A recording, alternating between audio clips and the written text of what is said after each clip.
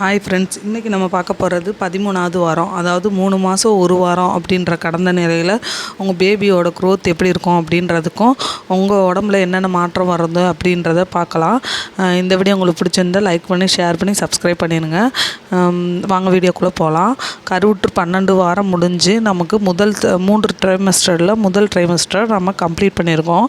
முதல் ட்ரைமஸ்டரில் ரொம்ப கஷ்டமாக இருந்திருக்கும். வாமிட் சென்சேஷன் இதெல்லாம் இப்போ வந்து படிப்படியாக குறைஞ்சி வந்து நம்ம கம்ஃபர்டபுளாக எல்லா ஃபுட்டுமே சாப்பிட்ற அளவுக்கு நமக்கு வந்திருக்கோம்.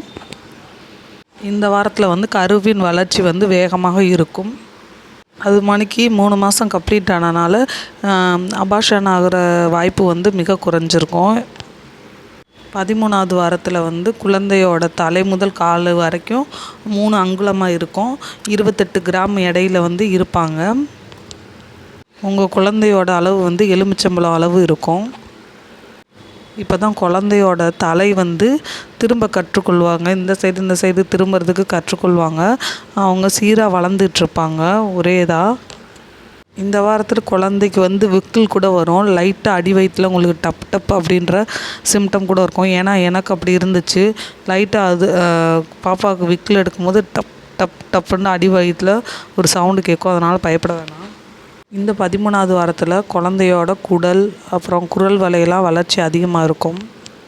அது மணிக்கு குழந்தையோட கை கால்களில் எலும்புகள்லாம் வளர தொடங்கும்.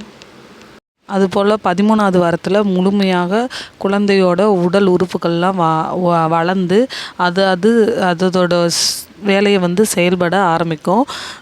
அது மாதிரி குழந்தையோட சிறுநீரகத்திலேருந்து சிறுநீரகம் உற்பத்தி செய்து வெளியேறி அந்த அமினோட்டிக் பனிக்குட நீர் இருக்குல்லங்க, அமினோட்டிக் திரவத்தில் வெளிப்பட துவங்கும். அது மாதிரி குழந்தையோட மண்ணீரல் வந்து சிவப்பு இரத்த அணுக்களை உற்பத்தி செய்வதற்கு ஆரம்பிச்சிருக்கும். இரத்த அணுக்கள் தான் உடல் முழுவதும் ஆக்சிஜனை கொண்டு செல்ல உதவும். அதனால் இது செயல்பட ஆரம்பிக்கும். அது மாதிரி கருவோட மண்டை எலும்புகள் முதல்ல லேசாக இருந்திருக்கும். இப்போ கடினமாக ஸ்ட்ராங்காக ஆரம்பிக்கும். உங்களுக்கு எப்படி மாற்றம் இருக்கும்னா, குமட்டல் சோர்வு இந்த பிரச்சனையிலேருந்து விடுபட ஆரம்பிப்பீங்க. அது மாதிரி செகண்ட் ட்ரைமஸ்டர் ஆரம்பிக்கிறதுனால அடுத்த 3 மாதத்துக்கு கொஞ்சம் கொஞ்சமாக வெயிட் ஏற ஆரம்பிப்பீங்க. இதனால் மற்ற உடைகள் வந்து நமக்கு செட் ஆகாமல் போகலாம். ட்ரெஸ்ஸஸ்லாம் கொஞ்சம் எக்ஸ்எல் டபுள் எக்ஸ்எல்ல வாங்கி போட்டு தளர்வாக போட்டு பார்த்துக்கோங்க.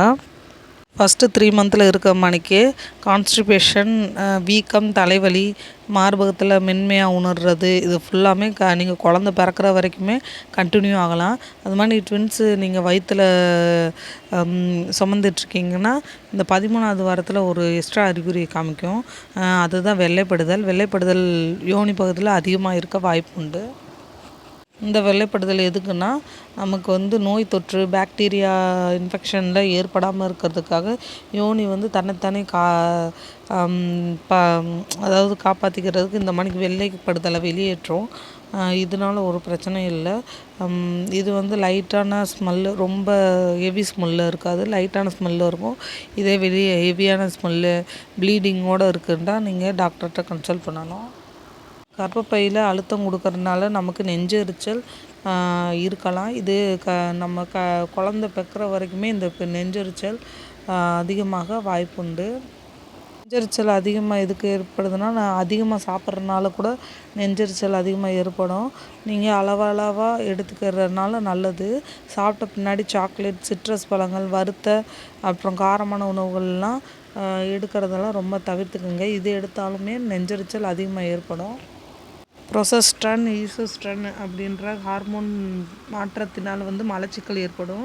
இதில் உணவில் வந்து நீங்கள் பழங்கள், காய்கறிகள் எடுக்கும்போது இது தானாகவே சரியாக வாய்ப்புண்டு. காலையில் எழுந்திரிச்சோமே டீ காஃபி குடிப்பதை தவிர்த்துட்டு நல்ல ஒரு டம்ளர் அதிக அளவு தண்ணி எடுத்துக்கிறதுனால நமக்கு வந்து இந்த பிரச்சனையிலேருந்து விடுபடலாம். மாணிக்கு இந்த மாதத்தில் வந்து இன்டர்கோர்ஸில் இருக்கிறது உங்கள் விருப்பம், உங்கள் உடம்பு பொறுத்து இருங்க. இதனால் அபார்ஷன் கூட ஏற்படலாம். டாக்டர்கிட்ட கன்சல்ட் பண்ணிவிட்டு இருக்கிறதுனா இருந்துக்கலாம்.